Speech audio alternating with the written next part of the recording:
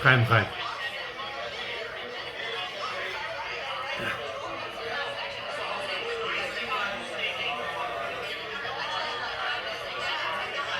Today is the day of Yud Tes Kislev. It's also the day. It's special because it's the Chag Yul of the Alter Rebbe, and it's also the yard site of the Mizritcher Maggid. Today actually is 250 years of the Mizritcher Maggid's yard site. We know that the Mizritcher Maggid told the Alter Rebbe that Yud Tes Kislev is our Yom Tov.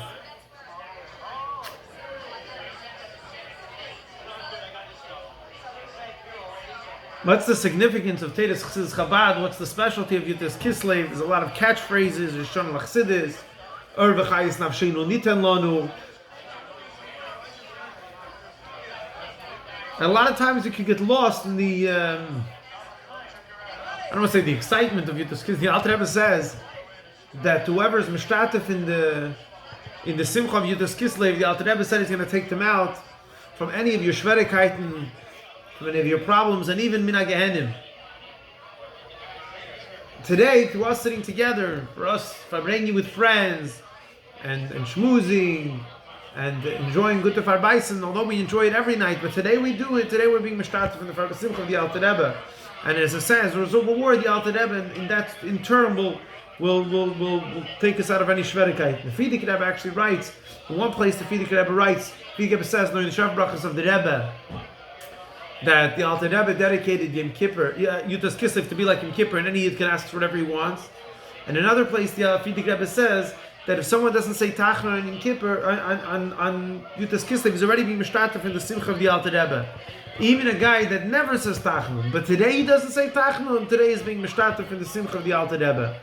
So we're sitting around, and we're saying L'chaim, and we're being mishtatef in the simcha of the Alter Rebbe. Even if you want to say l'chaim every night, but today you're saying l'chaim, you're being mishtatef in the simcha of the Alter Rebbe.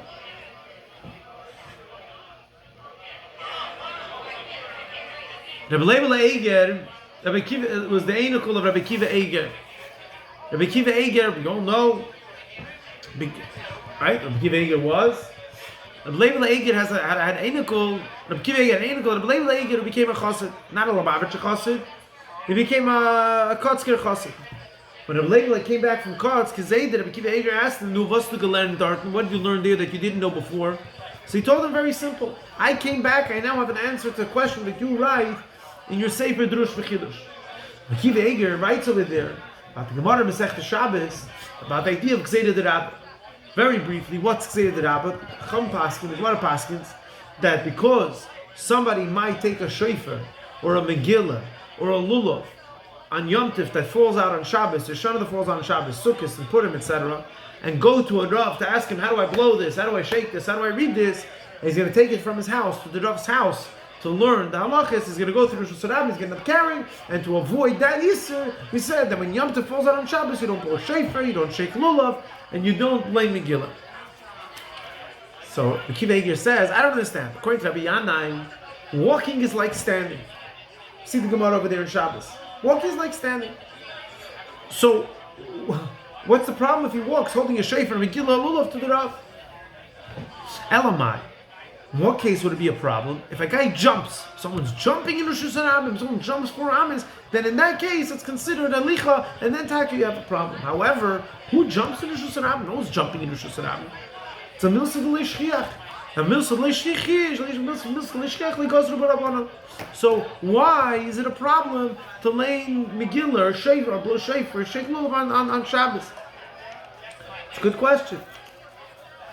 So the Leibel Eiger says, now that I went to Kotsk, I realized that jumping in the street 4 Amis on the opportunity to do a mitzvah is not a milsa d'leishchiach. When someone learns Chassidus, they are imbued and infused with this chayus, with this life, with this excitement to do mitzvahs. It's not the end of the world to find somebody in Kotsk, or maybe even in Lubavitch to a certain extent, to jump from enthusiasm and excitement to get to do a mitzvah. And that's why even according to Rabbi Yana, he says, it's a problem to go shake lulav on Shabbos, because you're going to have somebody jumping in the street.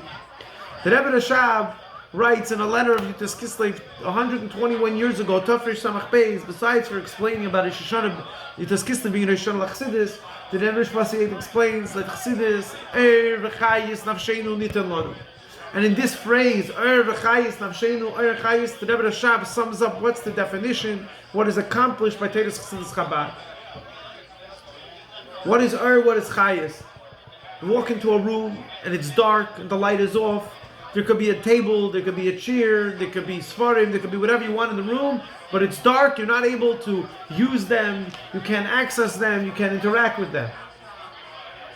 Turn on the light, everything is still there, but now all of a sudden you have the opportunity to interact with all these items which were previously in the dark. Same thing is with chayis. You have a life, you have a body that's alive, and you have a body that's chas v'sholom not alive. The body that's alive has the same characteristics, the same fingers, the same toes, the same hands and feet and face, just like that which is not alive. It's exactly the same. But the body that doesn't have chayis, you look at it like a piece of stone. It's nothing. It's just laying there to the side. A body that has chayis, even though the fingers and the toes are the same, it has chayis, it has life, there's so much potential, there's so much it can do. There's so much energy in here. It's a whole new creature. It's a whole new thing. That's what Teres Chassidus life, Chassidus Chabad accomplishes. Teres Chassidus Chabad accomplishes that Torah is the same Torah. The mitzvahs are the same mitzvahs. Chas v'sholom, Chassidus is not a new Torah. Chassidus doesn't come to change Torah, not at all. But it turns on the light. The chairs and the table was in the room. But it turns on the light to make it exciting, to make it accessible, to make it attainable. It gives chayis in the guf. It gives chayis in Torah and mitzvahs. That's what accomplished. That's what's accomplished by Teres Chassidus Chabad. And today, Baruch Hashem, we grew up with Chassidus.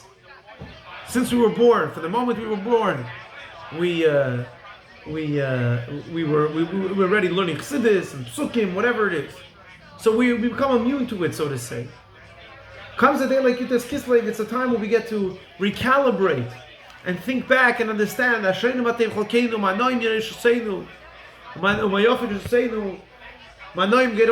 lucky we are that we have the opportunity to learn Chassidus Chabad, to be Chassidim, to be involved, to have Chassidus to be our second nature, that our excitement for Torah and mitzvahs and alikus and godliness and spirituality is our second nature.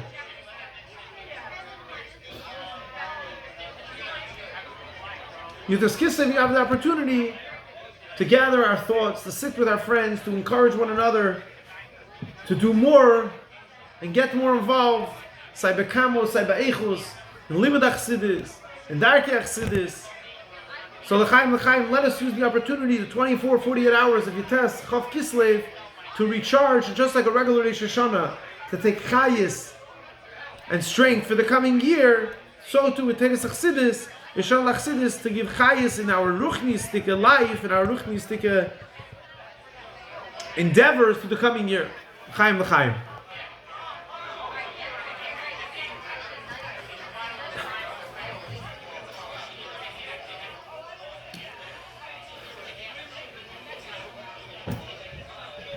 Friedrich Rebbe, there was a chassid, his name was Rebbe Kaplan. He was a chassid of the Rebbe Rashab. When the Rebbe Rashab passed away, Rebbe Kaplan decided, first of all, after getting over the initial shock, he took it very, very hard, and after getting over the initial shock, he said that we have to go to Rostov, and we have to impress upon the Friedrich Rebbe that he should become Rebbe right away. So he set out on a trip for Rostov. Now you can imagine in those days, traveling in Russia was very dangerous, especially for a Jew, and especially someone that was identifiably a chassid. It was not a very, very good idea, and it was not very safe. And gangs of hoodlums roamed the trains, and they attacked anybody that appeared to be Jewish. And Rebbe Kaplan's train was not spared either. And some bloodthirsty terrorists stormed the train, and they began attacking the Yidden over there, killing many of them and beating the rest within an inch of their lives. And the survivors were tossed off the train to certain death onto the tracks.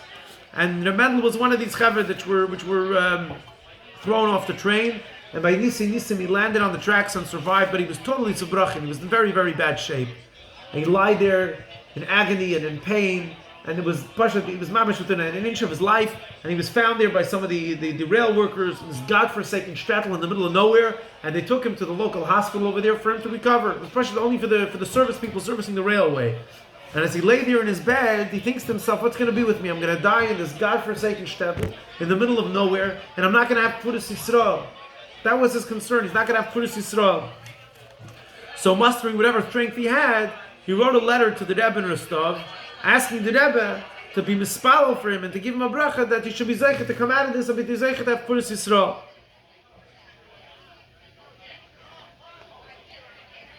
A few weeks go by and he regains some strength. He was able to make the trip to Rostov so he can get some train and continues his journey and arrives in Rostov on Erev Sukkot. And he stays in Rostov the whole Sukkot by the Frierdiker Rebbe. And on Simchas Torah, Tafresh Pei Aleph, the first Simchas Torah, the Frierdiker Rebbe was Rebbe. This was in the Frierdiker Rebbe Sikha. The Frierdiker Rebbe begins to say that a chassid is worried about having Kvudas Yisrael. The Frierdiker turns and says, you're worried about Kvudas Yisrael. The chassid has to ask for life. The chassid has to ask for chayis, for leben. What are you worried about Kvudas Yisrael? It's important, but that's what you're asking for. And the Frierdiker Rebbe repeated this a few times during the Farbrengen. And on Zayin Cheshvan, this chassid passed away, succumbed to his wounds, and was buried in Rostov. It's not a very exciting story, but I want to share this with you to bring out the point of Oyer Chayis. A chassid is Chayis, a chassid is life. Chassidus is life. Yiddishkeit is life. Now that doesn't mean to say that you can't attribute Yiddishkeit chas v'sholem for somebody being obsessed with Kvudas Yisrael. Kvudas Yisrael is a very important thing. And Yiddish Levaya has, Yiddish Kvura is very detailed in halacha, exactly how the body has to be positioned, and exactly all the proceedings that need to get done. After all, this is a body which housed the neshama and served the Eibishter. But you're being preoccupied with Kvudas Yisrael, something that's not alive. Adarabah, it's a mitzvah, and there's halachas, and you have to follow halacha to the T. So this chas v'shalom to say that someone shouldn't follow halacha. But the body has to be positioned a certain way. And the procedures have to be a certain way. But there's no chayis. There's no chayis. Where's the chayis? Chassidus demands that a chassid shouldn't be occupied or worried about Kvudas Yisrael. A chassid are betting for leben. A chassid has to ask for life. Va'atim adveikim b'Hashem chayim kulchem hayoyim. Chayim, dveikus in the Eibishter is represented through chayim, through life, through excitement, through geschmack in Yiddishkeit. The aved of sur mirav asetev, to stop, to stay away from doing something not good, and to be involved in something right, meaning that even if someone is doing sur mirav, but doesn't have a koch, doesn't have a geschmack, is not taking the next step in the asay tev, he's still doing something wrong. Because the asay tev, that's part of the chayim, that's part of the action, that's part of doing what the Eibishter's ratzon is.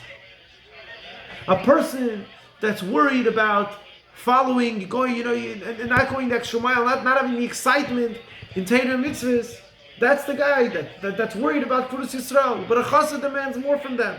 A chassid demands chayis. A chassid demands life and light. Take, for example, today. Today is Yud Tes Kislev. Today's Yud Tes Kislev, so a chassid could make sure and be very active, be very concerned and very focused that his Yud Tes Kislev checks all the boxes. He goes to the mikveh and he learns chassidus a little bit more, and he goes to Farbrengen and he eats shratz kasha, and chas v'shalom doesn't say tachnun, and that's all good and it's all important, but that's all being occupied with Kvudas Yisrael. That's all making sure that the body is laying the right way, and all the procedures are being followed the way they're supposed to be, and that's all important. But that's not life.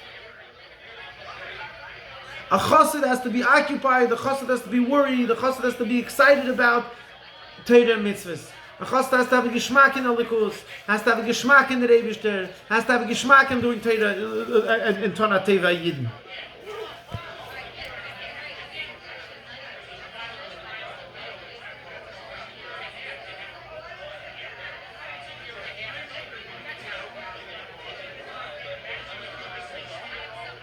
Chayis. The chayis nafscheinu nitten lanu. The herst. It's about having a geschmack. I know I'm repeating myself, but it's sometimes we get it.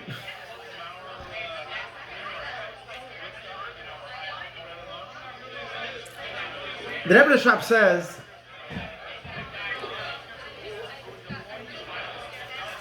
that Chassidus is Oir Chayis Nafscheinu.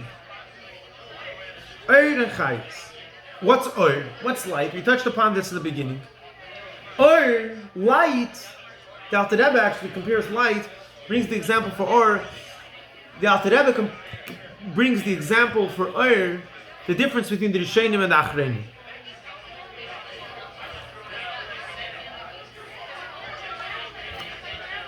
What's the difference?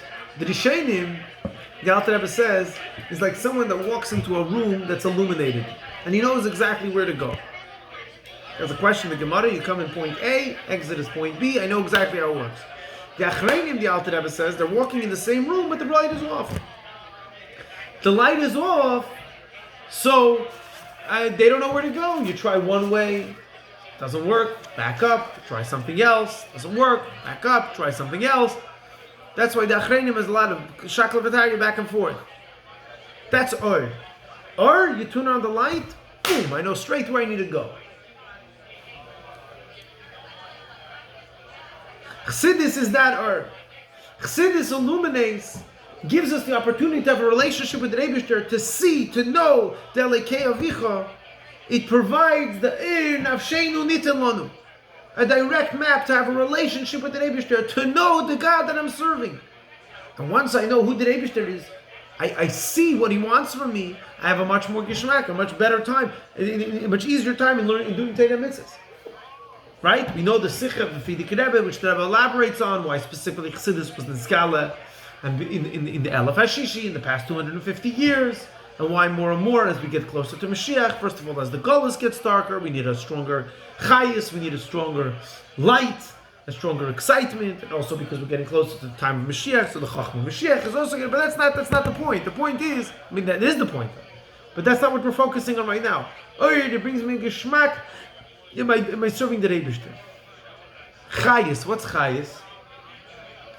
Chayis, I think the Fidik Rebbe one time said the difference between a chassid and a misnagid is that a chassid is a misnagid is a picture. A picture, everything is in its place. There's the nose, there's the eyes, there's fingers, there's a body, there's teeth. Everything is exactly the way the person is. But it's a picture. It's not alive. It's not alive. A chassid is alive. I believe the story happened with someone one time. Misnagid one time asked Reb Yisrael Ruzhiner, why is it that after Misnagdim finish learning, they right away go learn Mishnayos and Gemara? But when Chassidim finish davening, but when a chassid finishes davening, the Chassidim right away go and sit down and say L'chaim. So the Gabbai of the Ruzhiner couldn't handle it. He said, I'll explain to you why. When the Misnagdim finish davening, say they're dead, so you right away, right, if you do something that's dead, do something that's not alive, you learn Mishnayos. But the chassid's alive, so what does a chassid do? A live person needs to say L'chaim.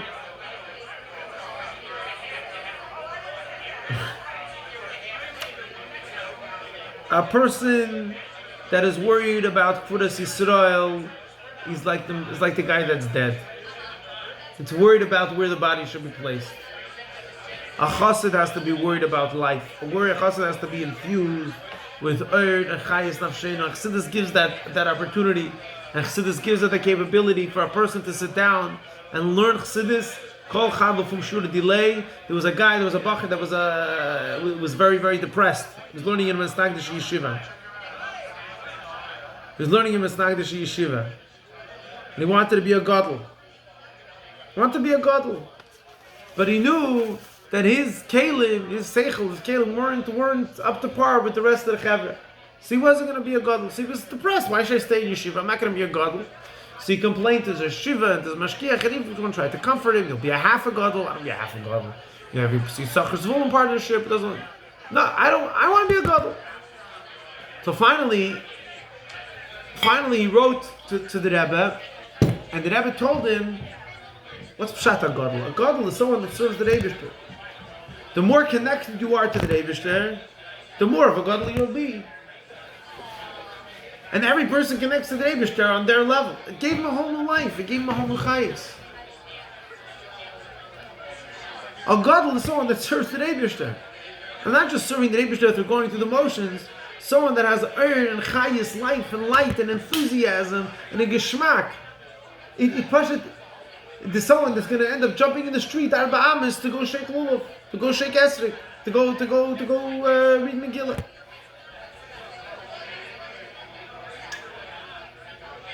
On a similar note,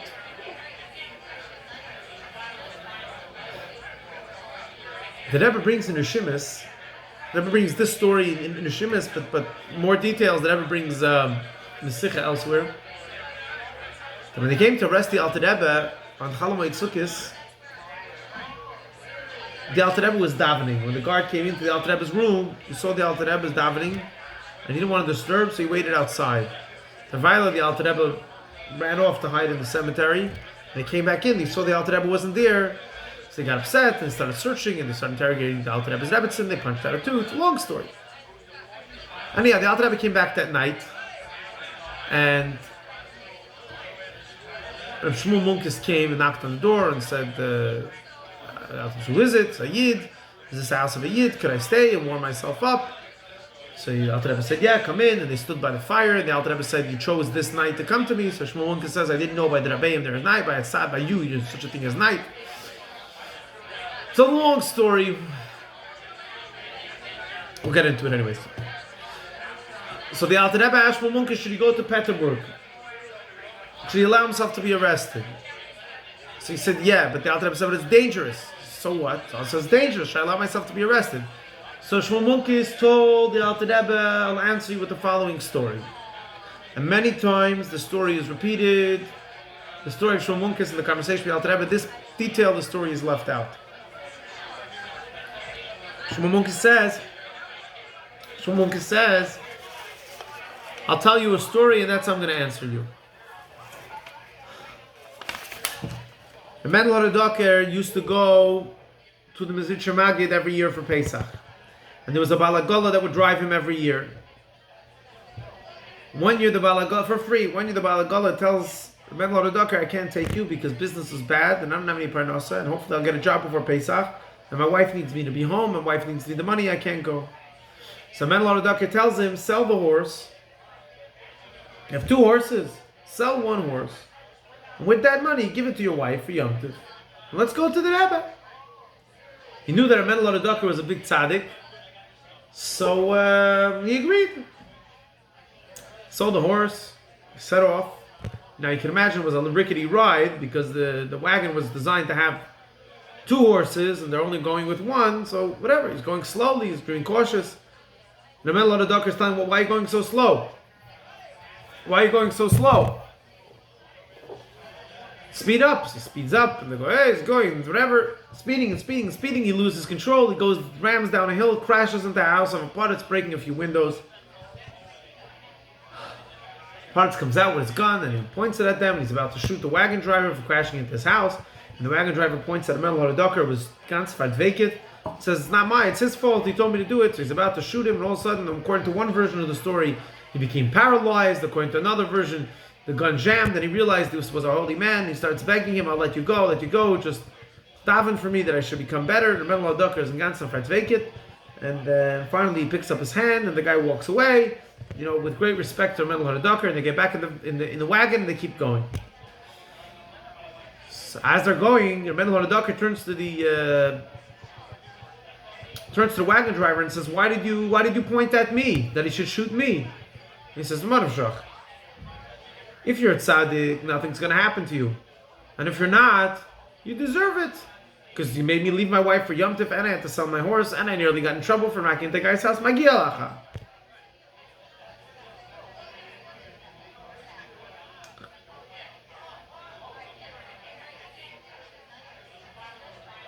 That's what Shmuel Munkes told the Alter Rebbe. If you're a tzaddik, if you're a rebbe, then what are you afraid of? Go. Nothing's going to happen to you. And if you're not, who gave you the right to take away the Geschmack and Elam Hazeh from so many Yidden? Who gave you the right to start telling people, you have to have his skafje, you have to have his abche, you can't indulge in this, you can't take its kosher, you don't need it. Who gave you that right? So many people could have enjoyed the Elam Hazeh, and now they don't because you have that Chabad guilt within you. If you're not a Rebbe and you're still a guy preaching this, go, get locked up. And if you are a Rebbe, then there's no problem. What's the vart here? Skafia is not a good thing. Tzapch is not a good thing. Holding back from self-indulgence, holding back from being a psafresa and a grab yung, even if the guy that told you or taught you how to do it wasn't a Rebbe, did you not do something good? To become an edela person, to become a more refined person? Lahavdil goyim have this, it's $1 billion business, I think. You know, to become more refined. So he wasn't a Rebbe. But at the end of the day, you became a better person. No, it's going to Shnitver. If you're not a Rebbe, go to jail. Understand? You ever heard a chassid tell you, I went to one Rebbe, and by his tish, he was telling me that you have to be more edel, and you have to have a skafia, you shouldn't have the extra stick fleisch, and you shouldn't have 6 different types of fish, and you don't need the chant Thursday night, lal shishi, zusammen mit der kishke. The Rebbe before that told me to eat this, that, and the other, and get involved in all the chumris of Elam Hazeh, not divrei yasser, dvarim asurim chas v'shalom, but just, dvarim mutarim, but das was me meg, darf men, that was a better Rebbe. You're not going to hear that. Like, well, what? A guy that taught you how to become more refined, more edel, become less vergreb, less self-absorbed. It's a very good thing. Rebbe, not Rebbe. Kabbalah Samis and Misha Emre. What does it make a difference who's telling you? Elamai.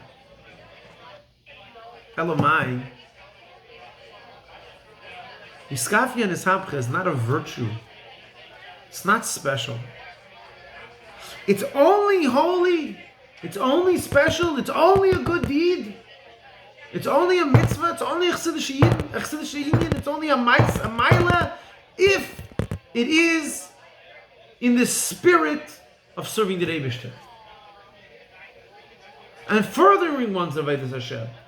And how do I know that? How do I know if this is it? Well, that can only be decided by a Rebbe. That can only be determined by a Rebbe. That can only be decided by who is a mavdil beinechem and bein Hashem lekeichem. To tell you is Dvar Hashem. But stam a guy that tells you to eat less, and stam a guy that tells you that you should be less self-absorbed, it's a very nice thing, but it's not a holy thing. That's being self-absorbed. That's bettering yourself, for the sake of bettering yourself, not for the sake of the Eibishter, not for the sake of Elikus. Shluchim-rock is telling the Alter Rebbe that if you're a Rebbe, then Iskafia and Ishabcha is holy because it's in the service of the Eibishter. But if you're not a Rebbe, then what did I do it for? To be more self-involved, to be more consumed with self. That's the part of the story, I think, which is actually very, very important to think about. When a chassid thinks about the day of Yud Tes Kislev, when a chassid thinks about Teres Chassidus Bechlal, B'frat Chassidus Chabad,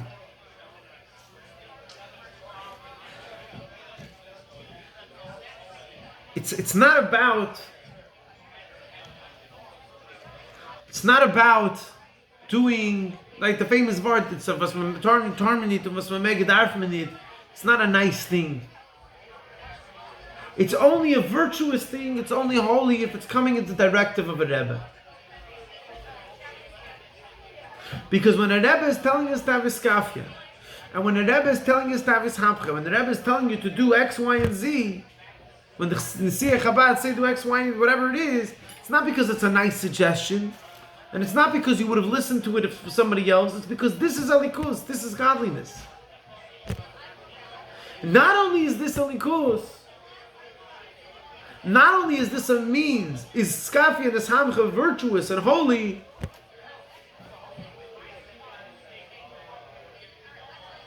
not only is the skafia and ishamcha virtuous and holy if it's coming dafke from a Rebbe, but it's dafke that Rebbe.